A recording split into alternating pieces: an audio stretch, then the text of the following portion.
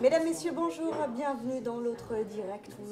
Aujourd'hui, je reçois Paul Amar. Bonjour, bonjour. Merci beaucoup d'être avec nous, Paul Amar. Vous êtes ici à Lyon. Vous avez finalement un peu retrouvé vos racines, vous, journaliste, que finalement beaucoup de Français et de Lyonnais connaissent à travers l'image du petit écran. Vous avez décidé d'écrire un livre, Blessures.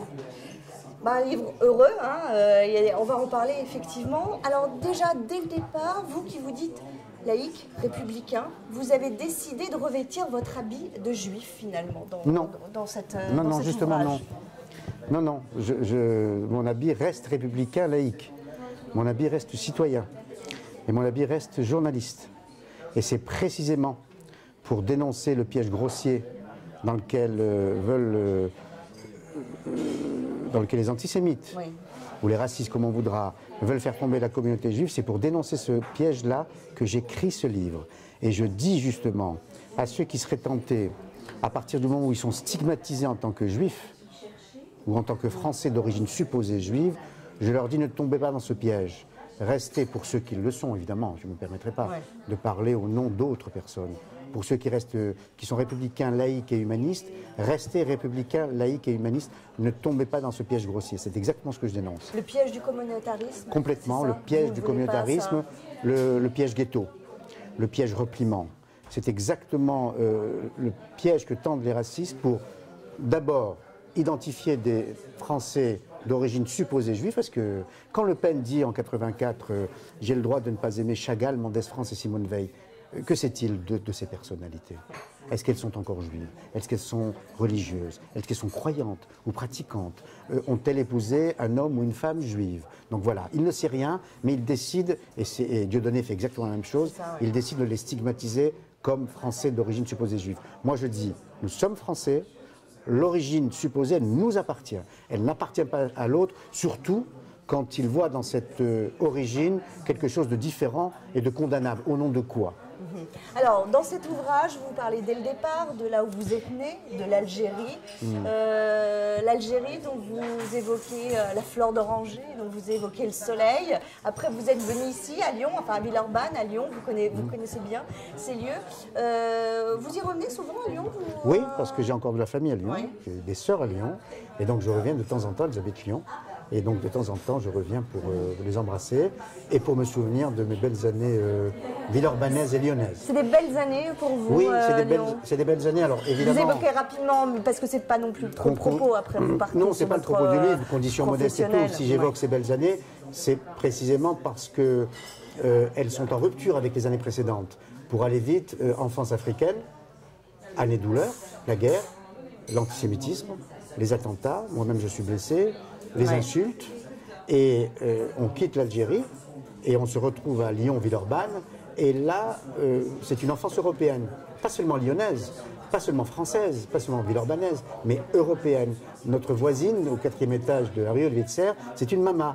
Mes copains à l'école que je revois chaque année, régulièrement, du collège, ce sont évidemment des Lyonnais, ce sont évidemment des Français de souche, mais ce sont aussi des Français nouveaux, fils d'Espagnols, fils de Portugais, fils d'Italiens, qui, moi j'ai quitté la guerre, eux ont quitté la crise économique et sont venus chercher du travail à Lyon. Et là, on baigne dans une enfance européenne, dans une adolescence européenne, et personne ne pose la question à l'autre sur son origine supposée. Donc voilà, c'est pour ça que je parle des années bonheur, en opposition, malheureusement, à la situation. Et si j'évoque cette enfance et cette adolescence, c'est pour justement mettre l'accent sur cette situation actuelle. C'est ce que j'allais venir, justement. Voilà. Vous avez l'impression que ça a changé aujourd'hui, que la jeunesse française de 2014 n'était pas comme la vôtre? Non, en tout cas pas toute la jeunesse, pas évidemment. Enrichissante. Non, si j'évoque mon enfance et mon adolescence, c'est précisément parce que il y a eu les blessures de l'enfance, cicatrisées au temps de l'adolescence, cicatrisées lorsque j'avais 20 ans.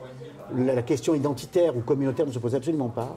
Et aujourd'hui, c'est ça qui est très troublant, c'est que la situation d'aujourd'hui en France, mais ça vaut aussi pour les pays européens, me renvoie à ma propre enfance, où tout d'un coup la question des tensions communautaires réapparaît. Et il y a une différence quand même fondamentale avec l'Algérie, c'est que l'Algérie, il y avait la guerre. Aujourd'hui, la France est en paix. La France est en paix avec ses voisins européens, maghrébins. Et donc, il n'y a aucune raison pour que cette question surgisse. Pourquoi aujourd'hui c'est comme ça? Qu'est-ce qui fait que Parce que sur les deux versants du racisme ou de l'antisémitisme, versant extrême droite et versant islamiste, les politiques, je dis bien les politiques, qui ont un objectif politique, conquérir le pouvoir, se servent du fait religieux ou de la question identitaire pour parvenir à leur fin. Ça n'est qu'un prétexte. Et malheureusement, il y a dans certaines communautés des hommes ou des femmes ou des jeunes assez influençables qui se laissent gagner par cette crispation, par ces tensions-là, et qui tout d'un coup, à leur tour, vont se mettre à désigner l'autre comme différent, donc comme condamnable. Et ça, c'est pas acceptable. Voilà. Tout au long de votre livre, vous parlez d'un homme qui revient souvent, quand même, Jean-Marie Le Pen. Oui, parce que... C'est un combat contre lui, on a l'impression. Non, moi je ne mène aucun combat. C'est si vrai que j'ai pu rester journaliste jusqu'à ces derniers jours, donc, et je le suis toujours. C'est une analyse que je propose.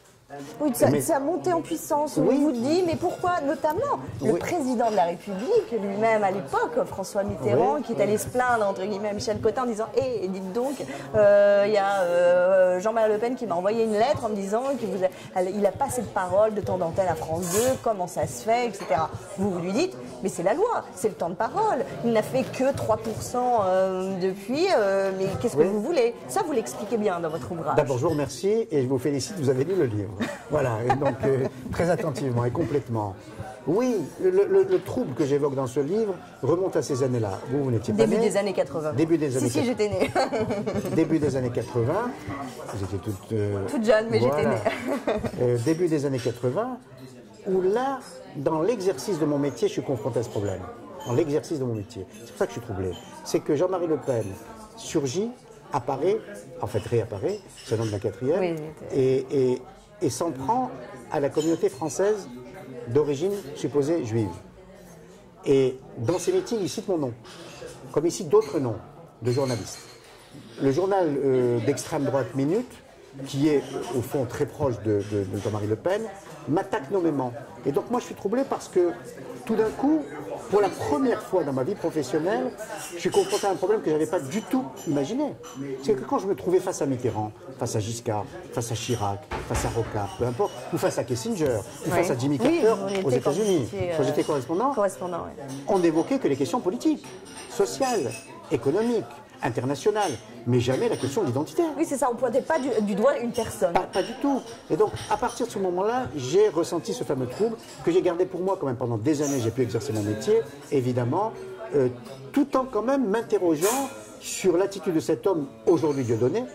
Oui, qui aussi cite votre nom d'ailleurs, dans les d'autres noms. Gad Elmaleh, là, vous expliquez bien la nuance.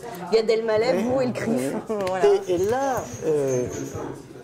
Et là, je suis d'autant plus choqué que, pour ne parler que de moi, mais j'ai délibérément parlé de moi, pour ne pas proposer d'abord un essai théorique, et pour essayer de faire comprendre au lecteur la situation dans laquelle la France se trouve aujourd'hui.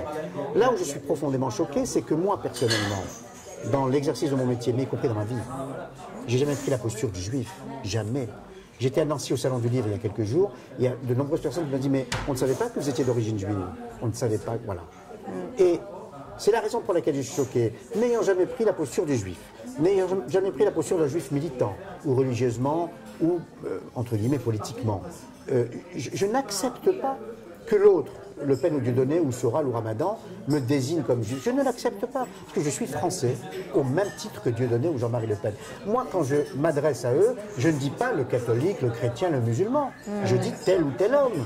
Donc, je leur interdis le fait de me stigmatiser en tant que juif. Encore une fois, supposé, ils m'ont jamais demandé si j'étais religieux, si j'étais croyant, si j'étais pratiquant, si ma femme était juive, si j'avais une vie religieuse. Ils m'ont jamais demandé. Mais ça ne les empêche pas de me stigmatiser comme tel. Alors, j'allais faire l'avocat du diable. Est-ce que finalement, il n'y a pas aussi d'autres personnes, peut-être d'origine juive aussi, qui se sont aussi pris sur cette identité-là et qui ont, au nom de cette identité juive, aussi demandé des choses? Honnêtement, non. Honnêtement,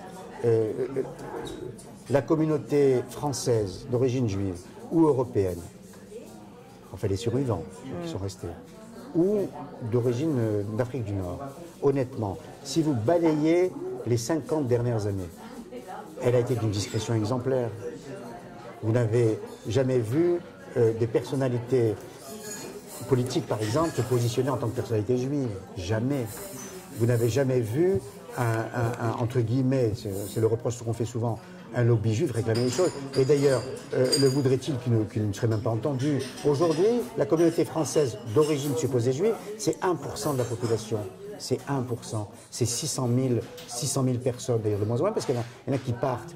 Donc honnêtement, à l'image de la communauté polonaise, portugaise, espagnole, italienne, la communauté pied-noir, dans son ensemble, il y a eu des chrétiens, et la communauté juive s'est intégrée d'une façon absolument remarquable, socialement, intellectuellement, professionnellement. Donc d'abord, elle n'a jamais posé de problème, et elle n'a jamais sifflé la Marseillaise. Donc voilà.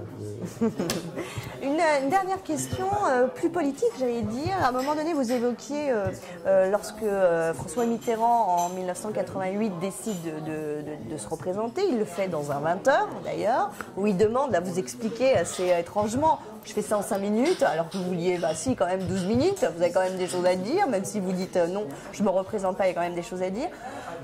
Là, on est vraiment dans le temps. On a vu Nicolas Sarkozy dimanche sur la même antenne. Bon, France 2, hein, ancienne antenne 2. France 2 prendre 45 minutes pour dire qu'il est à la présidence de l'UMP. Vous, votre œil politique là-dessus, votre regard, qu'est-ce que vous en pensez? C'est beaucoup. C'est beaucoup. C'est beaucoup. C'est beaucoup trop. C'est beaucoup. C'est beaucoup. C'est normal. Pourquoi? Alors c'est vrai que pourquoi Sarkozy, on en arrive à là? Parce que Nicolas Sarkozy a ce talent. Il a ce talent-là, il a compris parfaitement la logique des médias. Oui. Et il a un comportement hors norme. Hors norme. Dans son rapport aux médias, dans son rapport aux Français, Sarkozy, il tient à la fois de l'homme politique, ce qu'il est, mais aussi de la rockstar.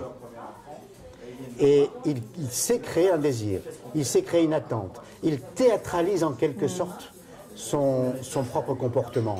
Et à partir du moment où il théâtralise, il va intéresser les médias. Et donc les médias, fascinés par ce comportement hors norme, vont se comporter d'une façon hors norme également avec lui.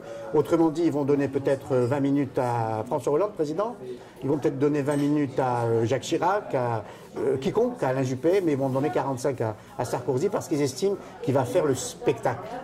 Ouais. Sarkozy, ça tient à la fois de la politique en termes de débat d'idées, mais ça tient à la fois aussi du spectacle. Et il sait qu'il va donner du grain à moudre aux médias. Et les médias vont se précipiter. Et je suis persuadé que dans la négociation, j'étais pas dans les coulisses, mais je suis persuadé que dans la négociation avec les médias, il est allé au plus offrant. Sarkozy, c'est Drouot, c'est les enchères. TF1, vous me donnez combien? 30 minutes? Je ne vais pas chez vous. France 2, vous me donnez combien? 45? Alors je vais venir chez vous. Je suis sûr qu'il a procédé comme ça. Et c'est vrai qu'au temps de vous rappeler Mitterrand, au temps de Mitterrand, 88, j'étais au 20h, enfin non, j'étais rédacteur en chef politique, et c'était moi qui avais pour mission d'interviewer les candidats à l'élection présidentielle. Je m'en souviens très bien. J'avais interviewé Jacques Chirac, 12 minutes. J'avais interviewé Raymond Barre, 12 minutes, et tous les candidats. Et quand l'Élysée m'appelle pour me dire, ce soir, il vient chez vous, au 20h, j'ai dit, écoutez, à partir du moment où il vient sur le plateau, c'était une première, il aura 12 minutes comme les autres. Ils m'ont dit banco. Et d'ailleurs, le gag, c'est que Mitterrand, quand il arrive, il dit non, c'est trop. 5 minutes, oui, c'est trop. Oui, donc, égalité de temps de parole. Égalité de temps de parole. Donc, j'attends de... Je ne dis plus rien. Ah, voilà, vous attendez de France 2. Non, vous aimez autant le service public? Toujours. Vous aimez toujours? Toujours. Vous êtes quelqu'un du service public? Je suis un enfant du service public. Ouais. Et j'aime toujours le service public. J'ai coutume de dire que je dois tout à l'école de la République. C'est pour ça que je mets en valeur et en avant mes convictions humanistes et républicaines et laïques. Et je pourrais dire que je dois tout, je vais oser ce terme, à la télévision de la République. Merci beaucoup Paul Amar. Il faut lire ce livre, hein, Blessure. Hein, on parle aussi de beaucoup d'autres choses. Je voulais vous parler de Céline aussi, mais voilà, ce sera pour une autre fois. Je vous suis. Merci beaucoup en tout cas d'avoir été avec nous sur lioncapital.fr. À très bientôt.